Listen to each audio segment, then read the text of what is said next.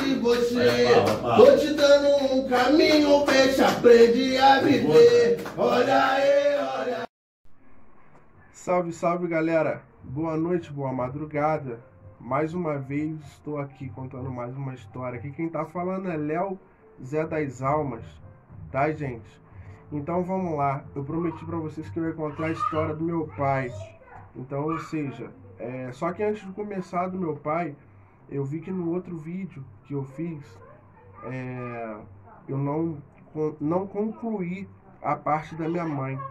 Então, ou seja, só para me concluir, para vocês entenderem o que acontece. Quando eu fui em casa, minha mãe ficou no hospital. Eu fui em casa para poder dar umas parecidas na mente e tal. Nessa que eu fui para casa, eu fui pensando ao tempo todo. Eu perdi a minha mãe. Perdi a minha mãe. Na mente eu perdi minha mãe. Então, ou seja, na época eu tava namorando com uma menina e tal, ela nunca tinha visto o seu Zé ainda. E aí eu peguei as coisas do seu Zé, fui pra casa dela e virei pra ela e falei, cara, eu acho que minha mãe vai morrer e tal. Enfim, minha cabeça tava toda complicada em relação a isso. E o que acontece? Dentro desse meio tempo, eu conversando com ela e tal, tava em casa, minha mãe tava internada. E eu vi que minha mãe estava numa situação muito crítica, amarrada e tal, uma série de coisas. Eu achava que minha mãe estava respirando pela sonda. Eu conversando com ela e tal, eu falei, pô, acho que ele não vai vir mais não e tal, vamos dormir e tal. Quando eu ia dormir, seu Zé pegou minha cabeça e tal, ela ajudou a vestir ele e tal, ele foi conversar, falou algumas coisas pra ela. E no final ele virou para ela e falou assim, olha só, não, fala para ele o seguinte, não é a hora dela morrer agora, ainda não está na hora. E outra coisa, eu vou mostrar para ele que não está na hora. E quando ele voltar no hospital, ele vai ter uma grande surpresa. Passou. Foi embora, falou isso, foi embora. Quando ela acabou de falar isso para mim, eu falei, esse velho tá maluco. Assim mesmo, eu falei isso, literalmente, esse velho tá maluco. Enfim, passou 2 dias, passou um dia, fui pro hospital. Quando eu cheguei no hospital, gente, a minha mãe, já tomei um susto, porque minha mãe tava sem a sonda alimentar, que ela tava se alimentando pelo nariz, aquela sonda alimentar, enfim, esperei a médica chegar. Quando a médica chegou, eu perguntei, mas o que aconteceu? Aí ela foi, virou e falou assim, ó, tenho ótimas notícias pra você. Eu falei, o quê? A sua mãe tirou, ela se soltou, minha mãe estava amarrada, ela se soltou daquilo ali, do coisa que ela estava amarrada e tal, ela se soltou. Ao ela se soltar, o que ela fez? Tirou a sonda. Quando ela tirou a sonda, então resumindo a história, ela virou pra mim e falou assim, se a sua mãe continuar se alimentando, fazendo as coisas que ela tá fazendo, eu vou dar alta para ela. Isso eu cheguei lá numa terça-feira. Eu vou dar alta para ela na sexta-feira. Aí voltei para casa correndo, agitei tudo, resumindo. Quando foi na sexta-feira, minha mãe teve alta. Então, ou seja, gente, esse velho para mim é tudo. É tudo porque quando meu pai faleceu, ele virou meu pai. E já entrando nesse mérito que eu falei que a história ia ser do meu pai, um pouco da história do meu pai, é o seguinte, o pouco que eu pude conhecer o meu pai, ele tinha problema de nervo, como eu falei no vídeo anterior. Quando a minha mãe conheceu ele, num bairro chamado aqui, no Rio de Janeiro, Madureira, no Império Serrano, minha mãe conheceu meu pai lá, num samba. Conheceu ele e tal, resumindo, os dois colaram e tal, só um pouco da parte por alto para vocês entenderem.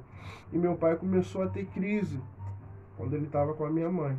A minha mãe teve um entendimento que aquelas crises não eram normal, passou a levar ele no médico, no hospital. Conforme ela levou meu pai no hospital, o meu pai começou a tomar remédio controlado, problema de nervo. Só que era um cara espetacular, era um cara onde fazia de tudo para ajudar as pessoas. Tanto é que vira e mexe, quando ele tinha crise, ele tinha dinheiro no bolso e ele dava para as pessoas na rua. Então, mesmo no momento de situação crítica da parte dele, ele ainda tinha essa consciência de ajudar o próximo. E o meu pai, gente, não tenho vergonha de falar, meu pai era camelô. Meu pai e minha mãe moravam de aluguel. Minha mãe sempre trabalhou em casa de família. E meu pai, ele ia para o Ceasa, que tem aqui no Rio de Janeiro, tem um em São Paulo também.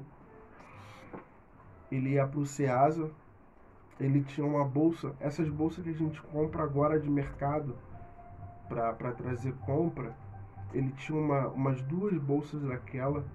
Ele ia para o Ceasa, comprava limão, comprava aquele saquinho amarelo de limão e botava, eu lembro como se fosse hoje, eu ajudava ele a encher aquilo ali. Aí ele enchia, botava uns 6, girava, amarrava e botava, enchia 2 bolsas daquela ali e ia com aquela bolsa pesada. Tem um bairro chamado aqui em Copacabana.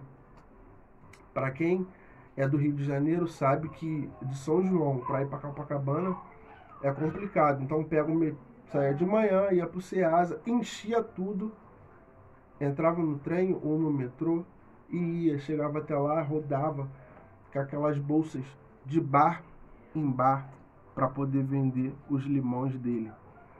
E quando ele voltava para casa à noite, toda noite ele voltava com dinheiro e toda noite ele guardava, era R$10. Era uma coisa assim, era R$10. Já estava na época do real já.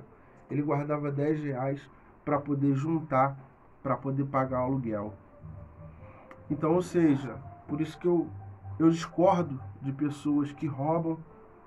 É mais fácil pedir quando a pessoa não tem. Trabalho tem. Emprego tá difícil. Agora trabalho tem para quem quer trabalhar. Então esse cara foi uma pessoa que eu tenho uma recordação dele, só coisas boas. Porque eu nunca vi o meu pai levantar a mão para minha mãe. Quando os dois discutiam, era até engraçado, porque o meu pai saía para a rua, minha mãe ficava em casa. E quando ele voltava com um presente para presenteá-la. Então, é um cara que, para mim, não tem nem o que contestar. Fica guardado na minha lembrança até hoje. Vira e mexe. Hoje, eu perdi meu pai com 14 anos de idade e eu tenho essa recordação. Hoje, eu me encontro com 35 anos de idade. E vira e mexe, se eu escutar algumas músicas, a lágrima desce. Porque, mas você não pode lembrar. Lembrar eu posso, pô. Eu só não posso ficar chamando. Agora, recordações boas de pessoas que foram boas para você no passado, por que você não pode lembrar? Assim como diz, recordar é viver. E dentro dessa vivência que eu prego hoje em dia, então, gente, por isso que eu tenho essa vontade enorme de ajudar o próximo. É certo que tem pessoas que às vezes a gente tá na rua e vê, mas a gente sabe quando a pessoa precisa de algo realmente ou não. Então, gente, se você vê uma pessoa que está na rua, muitas das vezes, na maioria das vezes, na grande maioria das vezes, ela não tem o que comer. Ela não tem o que vestir. Então, a minha reflexão fica em cima disso. Aproveitando esse embalo, façam perguntas, deixem suas perguntas embaixo, para a gente poder fazer um debate em relação a isso. Então, por aqui eu paro. Eu fico meio triste quando eu falo um pouco dele, mas Ao mesmo tempo eu fico alegre e feliz, porque foi uma pessoa boa que fez o bem. E às vezes eu fico me perguntando, até hoje eu me pergunto, por que as pessoas boas, elas se vão e ficam repleto aqui onde nós estamos, repleto de pessoas que não são do bem, que fazem o mal, que quer ver o próximo se lascar. Então, gente, eu vou ficar por aqui, senão, como diz uns amigos meus, senão eu vou vacilar, entendeu? Então, ou seja, gente, sem palavras, mais uma história aí do Léo Zé das Almas. Espero que vocês compartilhem, me ajudem. E sou muito grato por tudo isso que está acontecendo, pelo carinho, pelas mensagens que vocês mandam pra gente. Quando eu falo a gente, é porque tem duas pessoas nesse meio, tá? É o campo. Sou eu, o campo espiritual, e a pessoa que está comigo, que me ajuda com que essas coisas aconteçam. Então são 3 pessoas. Então, fora as outras pessoas que no meio dessa caminhada eu conquistei amizade de verdade. Eu sempre falo do Mano Ed, porque foi um cara que me ajudou e me ajuda até hoje, em questão de ideias, em questão de papo. Hoje em dia, nós viramos amigos.